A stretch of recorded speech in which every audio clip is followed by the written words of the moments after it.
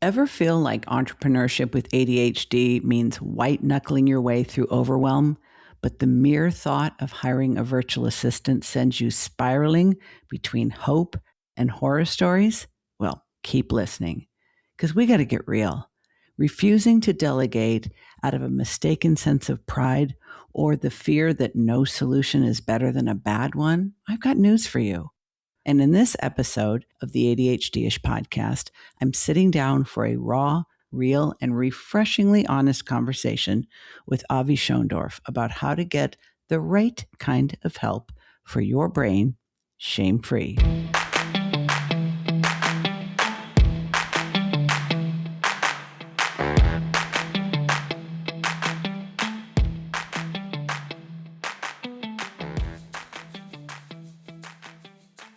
So I have to say, Avi, one of the most strenuous conversations I will frequently have with a new client is, do you have a virtual assistant? And if not, why not? It's been so fascinating to me how much suffering solopreneurs in particular who have ADHD are willing to endure for the sake of this, I don't know, is it rugged individualism? Sometimes I call it stubborn self-sufficiency. But the problem of being an entrepreneur with ADHD and trying to just like raw dog it by yourself is what we are here officially to talk about today, because you have a very unique solution to all of that. So welcome, welcome. And let's kick this off by talking about what are some of the myths and misunderstandings that you are aware of that folks like us have that prevent them from hiring a virtual assistant? Talking directly to folks with ADHD, the number one myth is that a bad solution is worse than no solution at all. This comes, I think, from the fact that we have spent our entire lives asking for very specific help in what we consider to be very clear ways. And we communicate stubbornly and aggressively and over and over again to try and get what we want until we stop, because either you're not listening, or you're too dumb, or you just can't keep up, or mostly, as most of us internalize, something's wrong with me, the way I'm communicating is incorrect, what I'm asking for doesn't exist, people can't help me in the way I want to be helped, what I'm looking for just isn't possible. And I would rather not waste my precious time trying to find a solution that doesn't work than try something and be disappointed again. Yeah, disappointment can land really hard with folks like us. And to your point, we usually think it's us. Yeah. But in all fairness, even though I agree 100% with these myths and misunderstandings, there are also some bad solutions out there. And there are legitimate horror stories. And there are many of us who have attempted to get help from virtual assistants and ended up having a near traumatizing experience. So can we talk about when you are not working with someone who's well suited to working with an entrepreneur with ADHD? What are some of the more common scenarios? We don't have to talk about worst case scenarios, but what are some of the more common things that you're like, this is not working? Yeah. So what normally happens is you'll get to a point where you're like, I clearly need some help, right? I can't do everything by myself. I clearly need some help. Lots of people work with virtual assistants. I'm going to get a virtual assistant. Ostensibly, I'm doubling my capacity, right? Doubling my brain power, doubling the amount of hands I have. I should be expanding capacity. However, where you struggle as a person with ADHD is in your executive functioning. So how are you supposed to onboard a virtual assistant, delegate, prioritize, plan, assign deadlines? It's literally everything you don't know how to do. So every solution is a shitty solution if it's not the right solution for you. It doesn't make it a bad solution. It's just not going to work for you, because the virtual assistant's job is to show up and do what you tell them to do. If they show up and they wait for you to tell them what to do, what happens in that gap of them staring at you expectantly is shame, decision paralysis, and avoidance. So then you spend a couple of $1,000 over several months and you're like, I'm paying someone to do nothing. And then you get rid of them. Yep. I literally have encountered this so many times. And, you know, truth be told, this was me a number of years ago. is feeling like I don't know what to give this person. And the fact that I have committed myself to paying them for a certain number of hours a week or a month, and they're fully expecting to be given tasks to do, and I'm paying for it, whether I give them tasks or not, but not knowing what to give them, not knowing what turnaround time to expect, not knowing how much instruction, not knowing how to communicate my expectations, and then also feeling like, is it okay for me to say this isn't good enough and you need to do it over? Oh, wait, but then that means now I'm paying twice as much. And what if they don't get it right the second time? And we get up all in our heads about that. And it's like, you know what? Fuck it. I'm going to go back to doing this myself. I'm just going to do it myself. It's so much quicker to do it myself. And it might be quicker to do it yourself this time, but it's certainly not quicker to do it yourself every time for the rest of eternity. Indefinitely. Now, for anyone listening who has not yet crossed this threshold, who has not yet said, you know what, I really am sick to shit of doing all this stuff myself.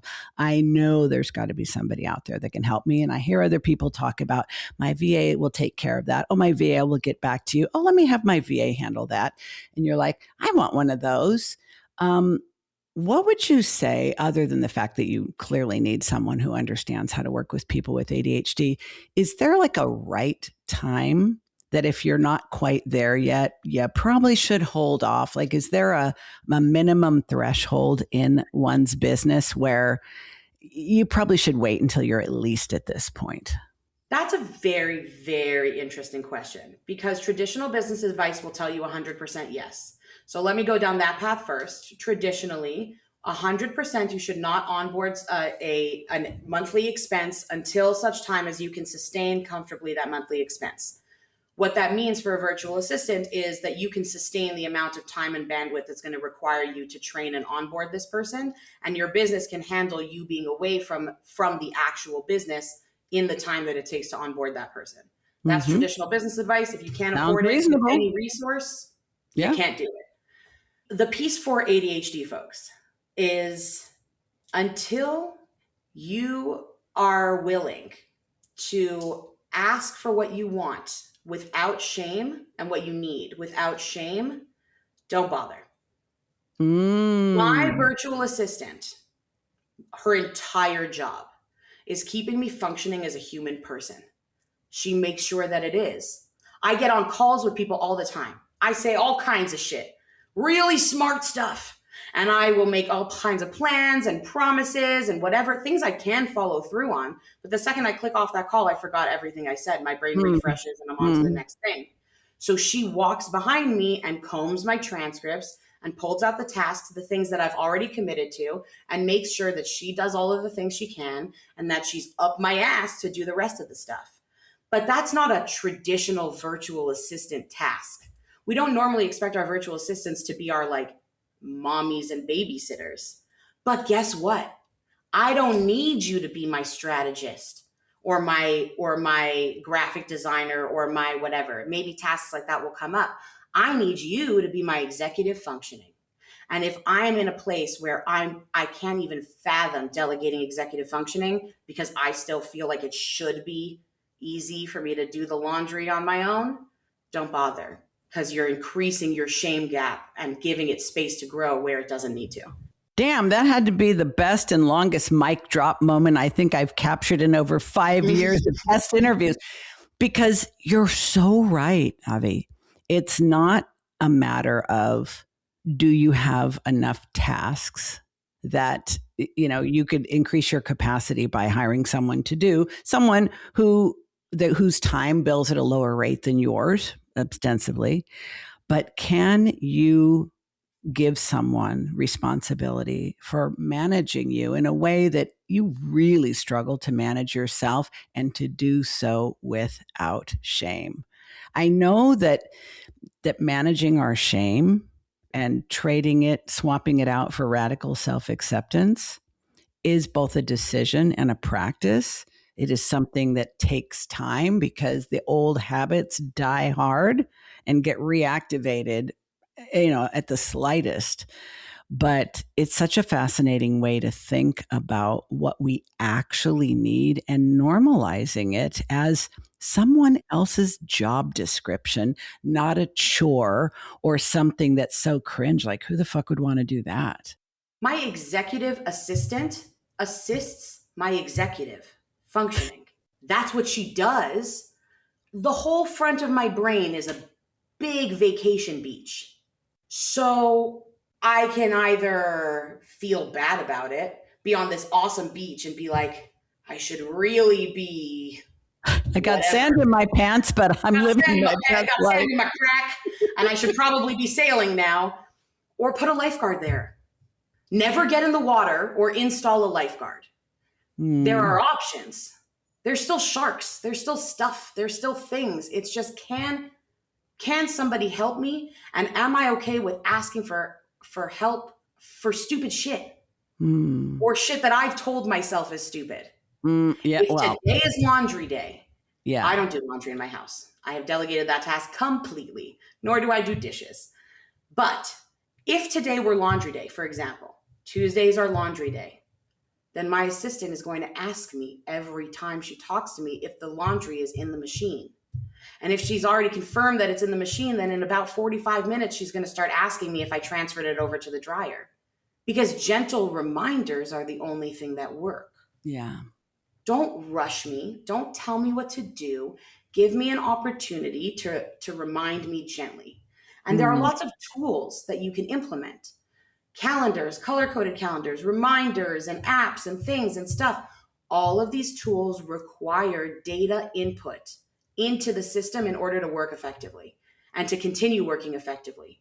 That is where systems break down. I'm not going to consistently input the data into my system because it involves taking it out of my brain and putting it somewhere. I don't ever do that. I don't need to anymore. I talk at someone, they put the information in my system, and then my system can do its job. But if I tell myself consistently that I should be able to maintain a simple system on my own, that should is the gap in which shame grows. It's such a fascinating reframe around this whole process of paying attention to the fact that we need help, taking note of it, recognizing that it is a problem that can be solved, not something we just need to live with and struggle with, that we can actually acquire the exact kind of help that we need, that is a legitimate business expense, that it will undoubtedly make us more successful, more productive, make more money, but more profit. But to be able to say, it's okay that I have this need, and I'm okay with not only knowing that I need it, but accepting it.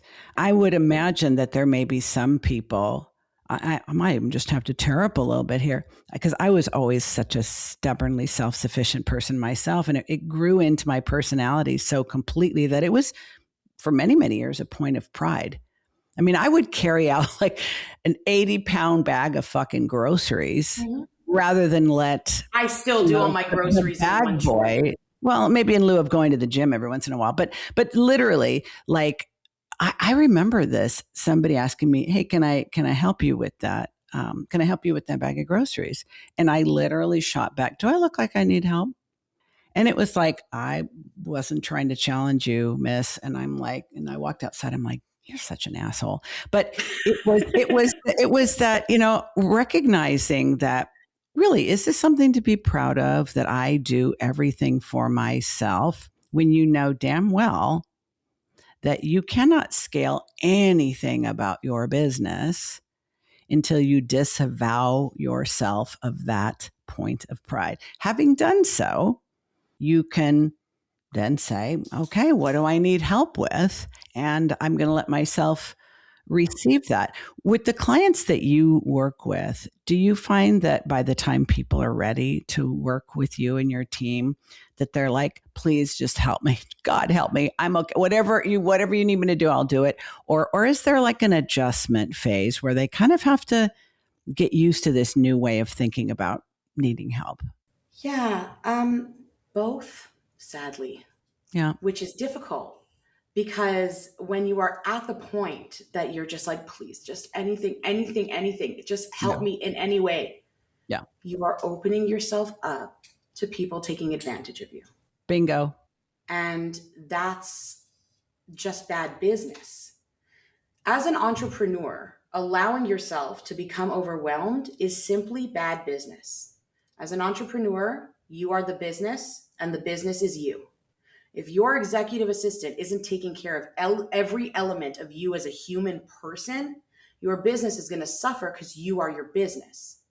So if you ignore yourself and don't sleep on time and don't eat properly and don't get sunshine and don't move your body and let things pile up and smoke a lot of weed in the middle of the day and just try and help yourself in any way that you can to kind of cope through, by definition, that's bad business. By definition, it's going to compound. And by definition, any adjustment period that is necessary is going to feel like a solution that isn't working. Absolutely. And I think this is where, I have a little bit of a beef about this because I have so many people who think, ADHD is kind of a growth market right now. The number of people being identified with ADHD in adulthood Sorry, I didn't is mean to just scoff. no, I would have been right there with you. And so because I always say where there is opportunity, there are opportunists. And so because it is a growth market, a lot of people are just stapling, taping, duct taping, gluing ADHD on their business. If they're a business coach, now they're an ADHD business coach. If they're a life coach, now they're an ADHD life coach. If they're a virtual assistant agency, now they're an ADHD virtual assistant agency. And as if it were just as simple as, oh, these people have difficulty with, being organized and regulating their emotions and procrastination. I mean, like, how hard can it be? Do you think that a virtual assistant needs to either have ADHD or have worked with other people with ADHD for a certain period of time to know if this is something they can do? Like, how do you even prepare for a role like this? Okay, so that's interesting. Two parts. Should your virtual assistant have ADHD? Not if they are your executive assistant. Fair. If they are your marketing virtual assistant, if they are your outreach virtual assistant, if you need them to be you on LinkedIn, right? My customer success manager, she has ADHD. Why? Because she has to be a mini me. So she is a mini me. And that's with all like how we interact with our customers, how we engage, is all the interpersonal stuff. Otherwise, you definitely don't want someone with ADHD. Otherwise, you're duplicating the same gaps. So for your executive assistant, and paying for it. And paying for it, which is crazy. Yeah. So if you have an executive assistant, that's somebody who's going to be good at filling in the gaps in executive functioning. So there's two parts to that. One, are you a person who can work with people who have ADHD, which means that you have to have compassion. I was almost going to say patience, but it's not true. You don't need more patience for someone with ADHD than for somebody neurotypical. You just need additional compassion and additional understanding of where it comes from. So I believe that if you are going to be a virtual assistant who works as an executive assistant for somebody with ADHD, you need to not only train in all of the executive functions, you need to specifically train in regulated communication and operationalized systemic thinking. If you don't have those three pieces of understanding and knowing how to fill in the gaps of executive function, how to communicate in a regulatory way, and how to think operationally and systemically, you won't be of service to your entrepreneur with ADHD. But bam. And you know what, Avi, I would go further to say that because ADHD is so heavily represented across entrepreneurs of all stripes, from serial entrepreneurs, founders, all the way to the micro service provider, barely beyond a freelancer. Like if we paint entrepreneurship with a very broad brush to include independent professionals, small business owners, entrepreneurs, creatives, freelancers, the likelihood, if you are a VA, that a huge percentage of your clients have ADHD, even if they don't, even if they don't know it.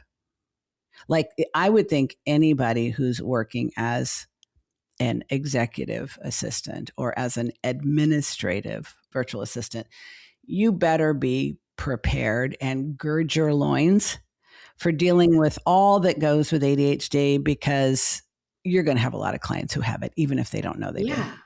And I'm going to take that one step further. In a global marketplace or in a global workforce where we've been relying on outsourced labor in the business process industry and the back end of businesses for 40 years at this point, and in the age of AI, where ostensibly humans can be replaced by AI, what is going to differentiate you as a successful virtual assistant is the training that you have and the understanding that you have. So there's very simple ways to train somebody. We do what we call a distant assistant training. You're not a virtual assistant. You're not a robot. You're not a bot. You can't be replaced with AI. You are a distant assistant. You are a human being who is at distance from somebody else. But in order to claim that title, you need to understand that role. Understanding that role is who you are as a distant assistant, how that is a service-oriented position. You want to be someone's lifeline. And if you don't want to be someone's lifeline, don't put yourself in that role, because the success of their business lives and dies, like rises and sets with you.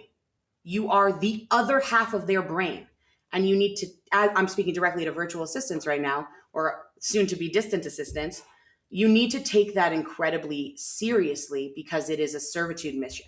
Because it's true. They may be across town. They may be in a different state, a different country. They may be on the other side of the world, as your team is and as my team is. But you're not virtual. You're not a bot. You're not a robot. You're not a clone. You're not a chat bot. You're a human being. And I think a lot of people, and I see people promoting, become a virtual assistant. It's kind of like the wording of these sales pages and these ads reminds me almost exactly of the kind of sales pages that you'd see for getting people enrolled in your multi-level marketing organization. Work from home, spend more time with your kids, work your own hours, make good money, be your own boss. And I'm like, are we still in Amway or what here? But in truth, Exactly right. You almost need to have the mindset of someone who goes into healthcare, which is that I am willing, not only willing, I'm comfortable. I'm eager to become that integral to this person's business. Like, I want them to depend on me. I want to be that person that they depend on, that they know has their back, because that will help them be more successful. And I'm not just not willing to do that because I can work from home and spend more time with my kids, but because that gives me a sense of significance, meaning, and purpose. It has to. And, well, otherwise your entrepreneur with ADHD is going to make you crazy, because it seems like they're not sticking to the plan. It seems like they're changing all the time. My team loves me. They will follow me into fire. They see my iterations as in pursuit of a greater purpose, because I've included them in the plan. I'm an excellent communicator. When I messed up, I've told them I messed up. I told them exactly where I messed up and how we were going to do it differently next time. If they didn't have any of that context, all I am is annoying as fuck. Changing my mind all the time, showing up at the beginning of the day, not knowing which direction I'm going in today, not remembering what I did yesterday. I agreed to something and I changed my mind. I'm looking at it again and I think something different. I'm annoying. With the context, when we're on a mission together, I bring the creative, you bring the execution. That's not annoying. That's just me playing my part. You may be the only other entrepreneur with ADHD and who's part of my professional circle that refers to themselves as annoying. Like I'm annoying as fuck. I know I'm annoying as fuck. And also sometimes I go beyond annoying all the way to obnoxious, confusing, frustrating, like what the hell, but bringing people into, like giving them the backstage pass. And saying, and this is why I'm like this. And this is why I need you so much, because you're not like this at all. And if you don't think, oh my God, why can't she just, because I'm not like you, bitch, why can't she just stick with the plan, stop complicating things, do what she said she was going to do, not go gallivanting off in 10 different directions. Oh, because then I wouldn't be me and you would miss out on all the other exciting parts that you and everyone else loves so much. But it comes back to what you said before. It's like, No you shame. cannot, no shame. And you call it no shame. I call it radical self-acceptance. It's like, I know who I am. I know how I am. I actually do know most of the time how my behavior affects other people who are not like me. And I know how many of them really don't care to be around it. But for those who are like, you're really a curious kind of person because you have all these strengths, like I wish, but then you like the hard stuff is easy for you and the easy stuff is, I mean, it's really very interesting. And I think the people who don't look at us with shock and horror, but who actually look at us with curiosity, I call them enthusiasts. They're ADHD enthusiasts. They may not initially understand us, but they're willing to because our Yeah. complexity is not a turnoff. It actually makes them lean in. Well, you could be Jane Goodall or you could be a poacher.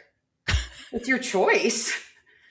But like she learned a lot more, and the fur or whatever you get from poaching doesn't last quite as long as the knowledge and information.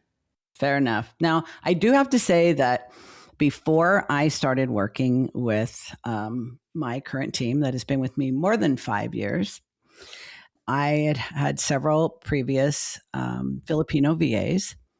And prior to that, I had, I think, 3 different American based VAs. And so I initially found VAs because they were referred to me. And I had a couple of not so great experiences and one really bad experience.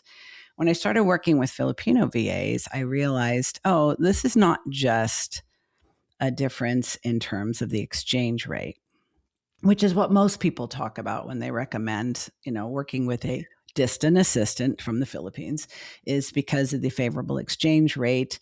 You can pay them what is a very good wage in their country, and it's much more comfortable on your pocketbook. But it's also the culture of the Philippines and how service minded the people are naturally. It's what we might think, oh, I don't want to ask her to do this. She'll think it's a bother. She's like, ask me. Like, please. Can you speak to that specifically? Yeah, so it's a double-edged sword. First of all, the reasons Filipinos are awesome. Without trying, everyone on my team has at least a bachelor's, if not a master's. Everybody speaks Highly English. educated country. Mm-hmm. Highly educated, excellent English. If you can put up with a slight accent, you'll be fine.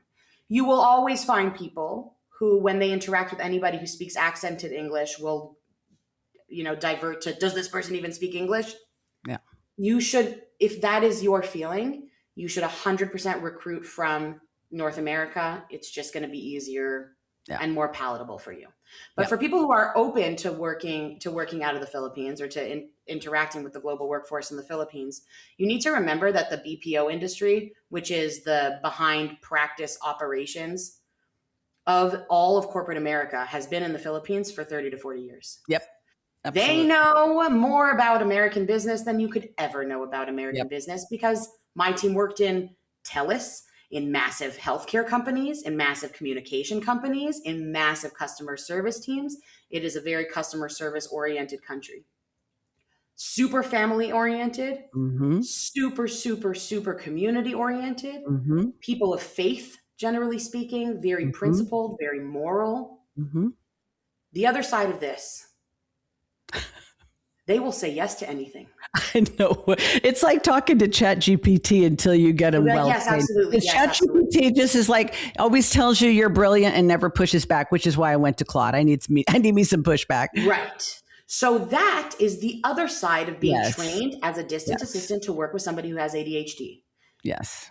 Clarity is kindness. If you do not push back and you see or anticipate a problem that you've decided not to say anything about as the distant assistant because you don't want to be rude or overstep or whatever, that is inherently not doing your job and providing a direct disservice to your client.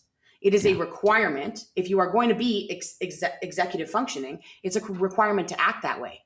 It's a non-issue. Indeed. But you have to I've talked about this. go get the problem. You have to. Well, it's in a way, it's like a parallel process, Avi, because you're saying, I know this is the cultural norm, is to be supportive, to just go along, to do whatever is asked of you. And, what I actually need you to do is I want you to ask more questions, not assume, that I've given you everything that you need. I want you to not worry that you've already asked me questions, because if I didn't give you enough detail for you to confidently go forward, ask more questions. You're not annoying me. You are showing me respect and good judgment. If I ask you to do something a certain way, and based on your previous experience, you actually know a better way, by all means, speak up. You're not being a smartass. You're not being a know-it-all. You're not showing me disrespect or acting like, you're smarter than I am. You're showing me the utmost respect to share everything that you know with me. But it's been a process. I've been working with Leslie and Sarah now for, I don't know, over 5 years. And I would say over time, we needed to have a series of conversations and communications where, no, I really, it's not, I know you respect me. I know you do. And I respect you. And here's how you can help me in the way that I most need to be helped. And no one else can do it, because you're literally the backbone of my business. Don't go along with everything I say. And this was at a critical point. This was several years ago, and I was just popping new ideas left and right. And every time I would pop a new idea, I would be like, "Hey, team," and at first it was like, okay, now we've just dropped everything that we've been working on, like midstream, half baked, half finished. Yep. Now we're running in this whole new direction. After that happened a couple of times, and then it's like fucking whiplash. You got halfway into that new thing, and now I'm swinging you around to some other thing. Finally, Leslie said, can we talk about priorities? Because we're not finishing anything because we keep changing direction. And if that's exactly what you want, like, okay, we're along for the ride. But I'm pretty sure that isn't what you want. I don't think I even really realized that I was doing that. And of course, I did have to have a moment with myself and be like, I'm so embarrassed. But then I thought, you know what? That is probably the most important breakthrough I ever had at that point, having assistance, because I don't think anybody ever questioned my decision making before. And when I think back on that now, I realize that was really what solidified my relationship with this team and why they're still with me years later, because evidently we had reached a point where they knew it was not only safe to push back, it was absolutely necessary. Yeah. But it won't happen naturally because of the cultural differences. So anyone listening to this is like, yes, it can be frustrating to have to teach someone to override their natural instincts to just give you what you want. But when someone will give you what you actually need, they're a keeper. And they want stable employment as much as you want it.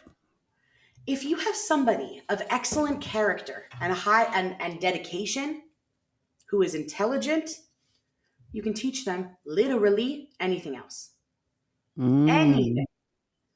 So in our Distant Assistant Academy, we teach communication and operationalized thinking, because that, what you just described, that 11:30 p.m. voice note iteration shift, direction shift, is every single ADHD entrepreneur ever. Even if it's a micro iteration, it derails the entire team, because it means whatever they were working on, they're now working from scratch.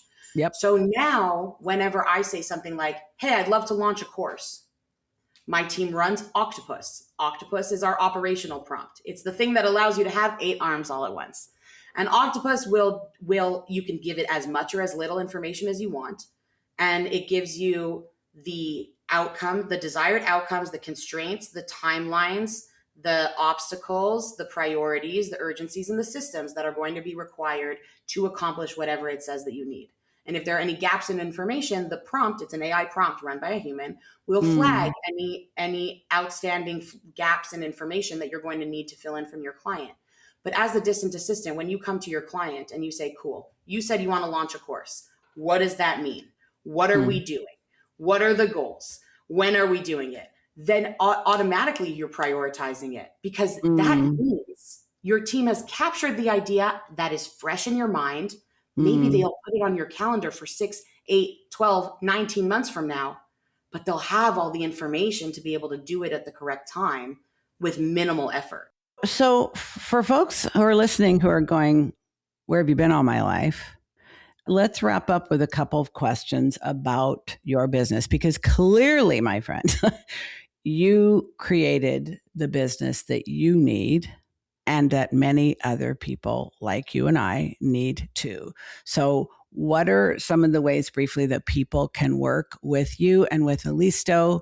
I know of some of them because I recently referred one of my current clients to you, but I don't think I was aware of the academy. So do tell. Yes. We do a bunch of interesting stuff. So a couple of ways, if you're already working with virtual assistants, we have our Distant Assistant Training Academy that has multiple modules. The first is communications, regulated communication specifically. The goal of learning that method of communication is to make sure that your client actually answers the messages that you send them, actually with the information that you actually needed, and not, I'll get back to you, let me look at this, not answering at all, which is my most common. And then, of course, operationalized thinking. And for marketing virtual assistants or distant assistants, also content flow and breaking down a large form piece of content like a podcast into a bunch of small form pieces of content so that you can get your existing virtual assistant up to speed and where they need to go. Awesome. If you're looking for your own distant assistant, we work to place executive assistants into existing businesses, but we mostly work with a team model, meaning that if you have a lot of different needs in your business all at once, we will put a fractional team in place that handles each of those individual tasks within their own lane. Trying to find that unicorn assistant who is skilled in every fucking thing you need: copywriting, web design, marketing, video editing, administration, inbox, writing SOPs. Like, yeah, that'd be nice. It's almost thinking like expecting yourself to be able to do all those things. But now you think you're going to find a distant assistant who can do all those things. Doesn't it just make so much more sense to work with someone who has a bunch of specialists and all of them work for you in their area of specialty? It's a really elegant solution. Well, even if you do find that unicorn, and my presumption is that entrepreneurs with ADHD are looking for that unicorn because they are that unicorn. Yeah, it's true. Even if you find them, you're going to break them. Guilty. You're going to break them. I broke mine. She had to take 2 years off and go work at McDonald's to de-stress from me, and then was able to. You're going to say she had to go into rehab or something. That's basically rehab. If you have to go to McDonald's to de-stress. Yeah. And today she's my executive assistant again. But we literally had to deprogram her from who I was when I first started the company so that she could work properly in the way that it is now.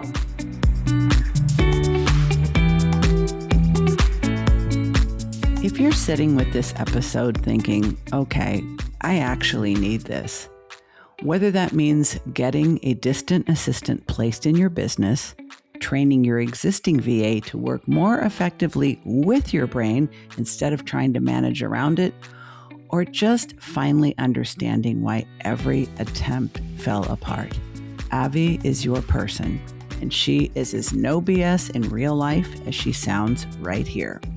And if the strategy side of your business is where things are murky AF, the positioning, packaging, pricing, and promoting of your unique expertise with an ADHD brain, well, that's where I come in. You can find the links to both kinds of support right where you expect them to be in the show notes.